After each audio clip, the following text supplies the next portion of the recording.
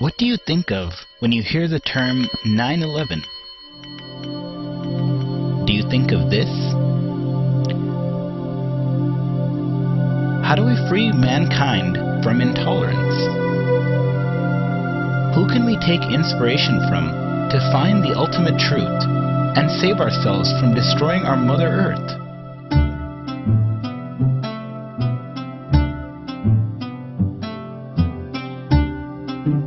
Does India have something to contribute to the crisis that is facing humanity? The great monk, Swami Vivekananda, roared the message of the fundamental spiritual unity of life on September 11, 1893, in the Parliament of Religions in Chicago, precisely to answer these questions. Sisters and brothers of America. These loving words were enough to captivate everyone. Vivekananda once said, I have a message to the West as Buddha had a message to the East. I shall not cease to work. I shall inspire men everywhere until the world shall know that it is one with God. Who was this man? How did he reach the shores of America, Europe, and so many countries around the world? Let us embark upon this journey, a tale that begins in the outskirts of Calcutta, where the Datta family resided. Swamiji's father was a respected lawyer named Vishwanath. He was married to Bhuvaneshwari Devi, a cheerful, devoted, and deeply religious woman. After praying fervently for a son, Narendra Datta was born on January 12, 1863 on Makar Sankranti Day. Little did they know Naren would usher in a new age of spiritual consciousness throughout the world.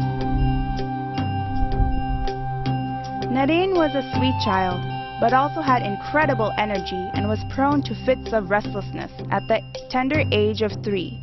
His family had a hard time getting him to calm down, and his mother could only calm him by pouring cold water on his head and chanting the name of Shiva in his ear.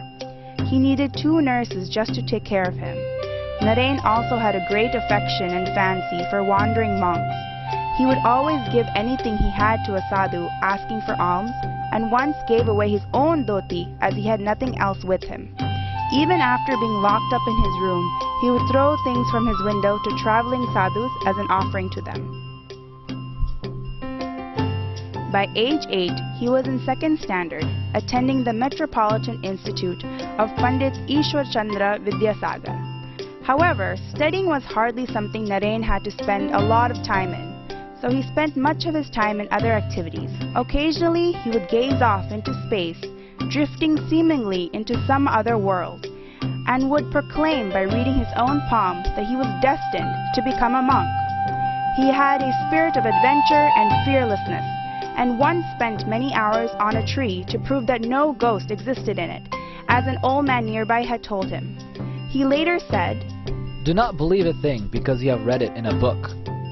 Do not believe a thing because another has said it is so. Find out the truth for yourself. That is realization.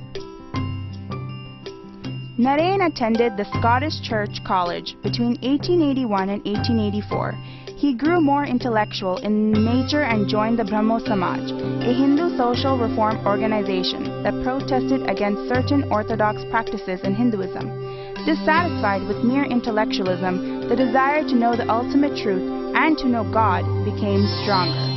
He asked many people whether they had seen God, but no one gave a satisfactory answer to him. One of his professors mentioned that the great saint, Sri Ramakrishna Paramahamsa, was not too far away, so Naren and 2 of his friends decided to go meet him. The meeting was a strange one, with Sri Ramakrishna talking to Naren as though they had known each other for years.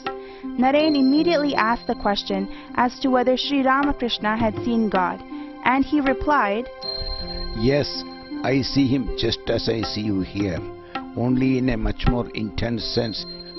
If one weeps sincerely for him, he surely manifests himself. Naren was totally taken by Sri Ramakrishna's direct response. He knew that there was something special to him in spite of the fact that his intellectual side had some trouble completely believing him. Yet it was not long before Naren would completely surrender himself to this wise sage. After completing college, he was drawn back to Ramakrishna and grew tremendously under his guide. His spiritual training went on for over 4 years, and included fun and frolic, as well as intense discussions and teachings of Vedanta, Bhakti Yoga, and Jnana Yoga. By 1885, Sri Ramakrishna was tragically diagnosed with throat cancer, and everyone knew that his end was not far away.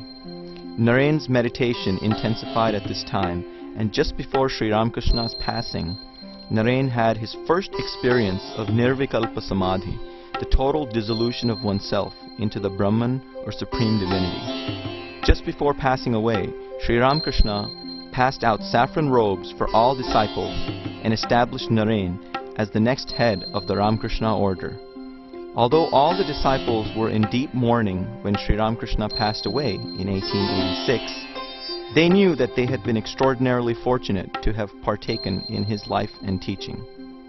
By 1887, Narayan and the remaining disciples established a mutt or monastery at Baranagar near Calcutta, where he gave each of them new names as monks.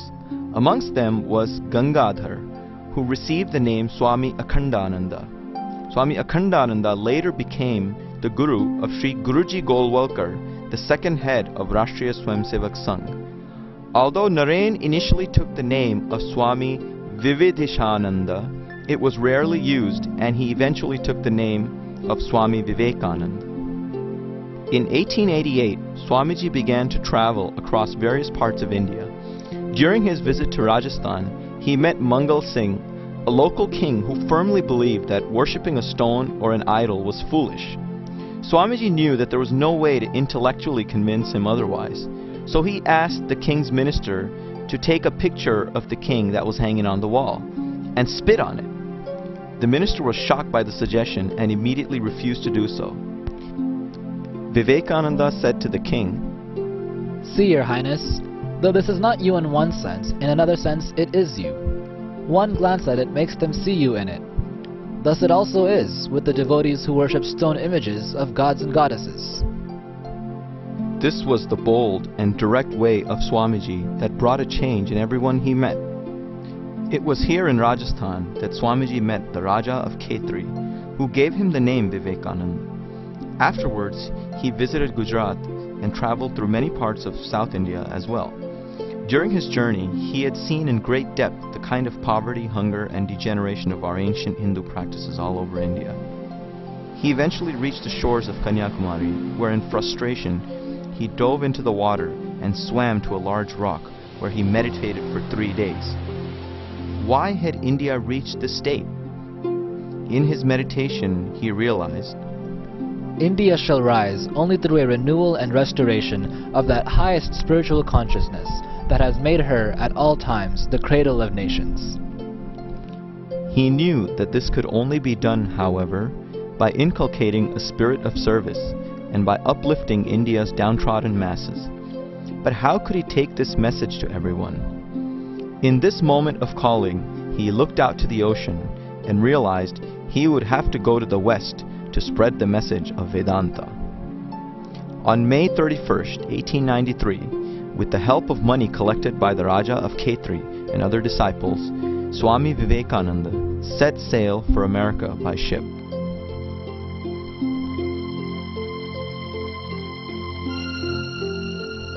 After passing through East Asia, the ship eventually landed at a port in Vancouver. From there, he took a train to Chicago. As the American people were unaccustomed to seeing Hindu monks in saffron clothing, he was mocked and discriminated against by the local populace on several occasions.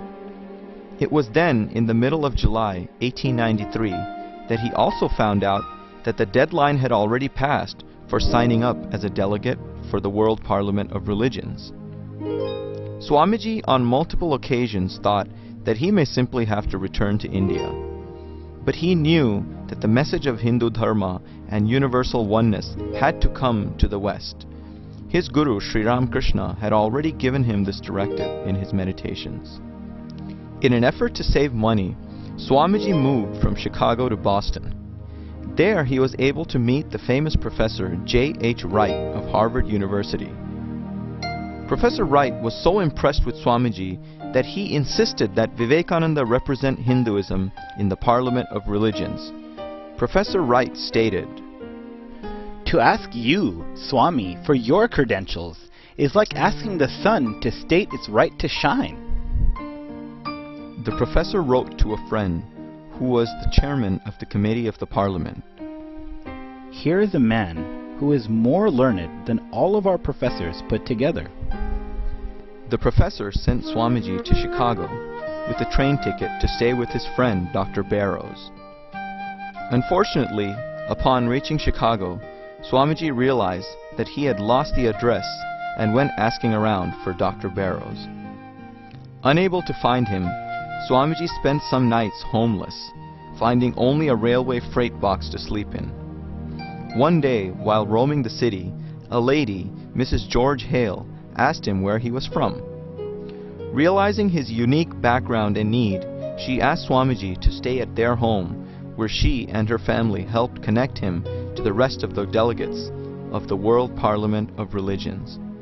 Again, a divine power had guided Swamiji to the right place in spite of all the obstacles that he had faced.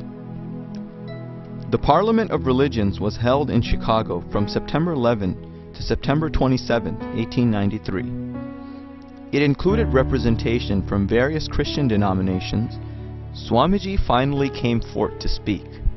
He gazed at the audience for a moment and began, Sisters and brothers of America. Just with that, the whole audience rose up, shouting their applause. After a full 2 minutes, Vivekananda continued, As the different streams, having their sources in different places, all mingle their water in the sea, so, O Lord, the different paths which men take, through different tendencies, various though they may appear, crooked or straight, all lead to Thee. Later on during the Parliament, he said, The Hindu refuses to call you sinners. Ye are the children of God, the sharers of immortal bliss, holy and perfect beings. Ye divinities on earth, sinners! It is a sin to call man so.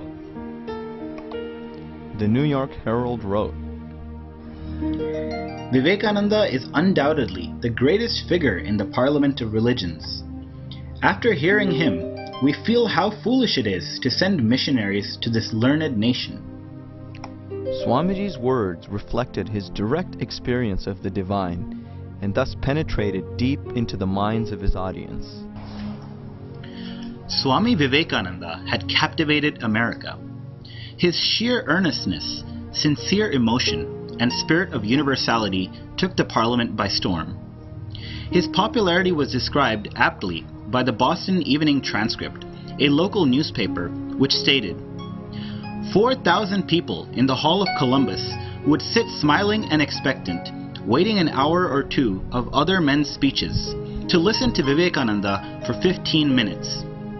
The chairman knew the old rule of keeping the best until last. News of Swamiji's popularity spread to India as well. Editorials by various American writers praised Swamiji's unique contribution, even thanking India for having sent him to Chicago. Swamiji's doors were now open to travel about, as he was invited to speak in a variety of public events. He was invited to the homes of many prominent and wealthy individuals, especially near Chicago and the East Coast. Mr. John D. Rockefeller, the famous industrialist, met Swami Vivekananda in Chicago. During their conversation, Vivekananda tried to inspire him into social action and told him that although he was a rich man, he was not the owner of the money he earned. Rockefeller was visibly annoyed. Swami explained to him that he was a trustee of the money and his duty was to do good to the world. Rockefeller did not seem to be impressed. A few days later, he returned with a changed mind and heart. In his hand was a document that had his plans to donate money by creating public institutions. This was Rockefeller's first large donation to public welfare. Later, as the richest man in the world, he would also become a legendary philanthropist who would go on to define the structure of modern philanthropy. Swamiji continued to tour various parts of America, including Wisconsin, Michigan, Iowa, and other parts of the Midwest. He sometimes would be mistaken as an African American and would be rejected stay in hotels or barbershops. Upon finding out the next day in a newspaper who Swamiji was, they would go to him and apologize. Later on, when a Western disciple asked Swamiji how come he didn't explain who he was, Swamiji replied, What? Rise at the expense of another? I did not come to earth for that. Swamiji even faced a situation where he was invited to a small town in the Midwest, where upon commencing his speech, some in the audience proceeded to fire bullets past him to scare him off. But Swamiji continued unperturbed, and the cowboys who shot the bullets called him a right good fellow, since he didn't show any fear throughout the ordeal. By 1895, Vivekananda had set up a private lecture class in New York, where he discussed different spiritual paths, particularly on Jnana Yoga and Raja Yoga. He then traveled to England and had a lecture tour there as well. During the winter of 1895, Swamiji met Nikola Tesla, the father of electricity and a well-known scientist. Tesla had attended some of Swamiji's talks during the Parliament of Religions and was keenly interested in the Vedantic perspective on the relationship between energy and matter. Swamiji mentioned clearly in this context that, I have myself been told by some of the best scientific minds of the day how wonderfully rational the conclusions of Vedanta are. I know one of them personally, who scarcely has time to eat his meal or go out of his laboratory, but who yet would stand by the hour to attend my lectures on the Vedanta. For, as he expresses it, they are so scientific, they so exactly harmonize with the aspirations of the age and with the conclusions to which modern science is coming at the present time. in England, Swamiji met Margaret Noble, who became his disciple and took the name Sister Nivedita. She was a rare example of a woman with a deep spiritual quest, as well as a profound love and compassion for the people of India. During this time, Swamiji also sent a series of letters to his disciples, as well as brother disciples in Baranagar, to develop a movement wherein spirituality would not just be about one's own salvation, but about serving mankind. In one letter to his brother disciple, he stated, "You have renounced everything. Come, now is the turn for you to banish the desire for peace too. Don't worry in the least, heaven or hell, don't care for anything, but go, my boy, and spread the name of the Lord from door to door. It is only by doing good to others that one attains to one's own good, and it is by leading others to bhakti and mukti that one attains them oneself." These words provided the inspiration that ultimately led to the founding of the Ramakrishna Mission. By 1897, Swami Vivekananda left America and arrived in Colombo, Sri Lanka. He was given an ecstatic welcome there by thousands of people. His voyage continued through India and was filled with earnest devotees and people waiting to hear Swami Vivekananda's inspiring words. He spoke on the great spiritual heritage of India, as well as the need for the social upliftment of India's masses. He said, "Service to humanity is service to God." The series of lectures he gave through this journey gave rise to the book From Colombo to Almora, which encompassed the patriotic fervor and spiritual intensity that he charged everyone with. In 1899, Swamiji took a second trip to America, visiting the West Coast and establishing Vedanta societies in San Francisco and New York. He also visited Europe as well as Japan, attending various conferences on religion. By 1901, he returned to India. Tragically, his health was declining severely due to asthma and diabetes, and he had told several people that he would not live to be 40. Swamiji passed away, attaining Mahasamadhi on July 4th, 1902 while he was meditating, and was cremated on the banks of the Ganga. Swami Vivekananda's life was a tribute to Hindu Dharma, a dedication to the spirit of universal peace, and an inspiration for all. He spoke both of the need to develop an indomitable will in the face of difficulty, as well as the need to imbibe deep humility and serve your fellow human being. Few have inculcated both qualities so completely and manifested it into their lives as a role model for all to come. Come, join Hindu Swayamsevak Sangh in celebrating this year, the 150th birth anniversary of Swami Vivekananda, to spread his message and imbibe his spirit of selfless service within each other.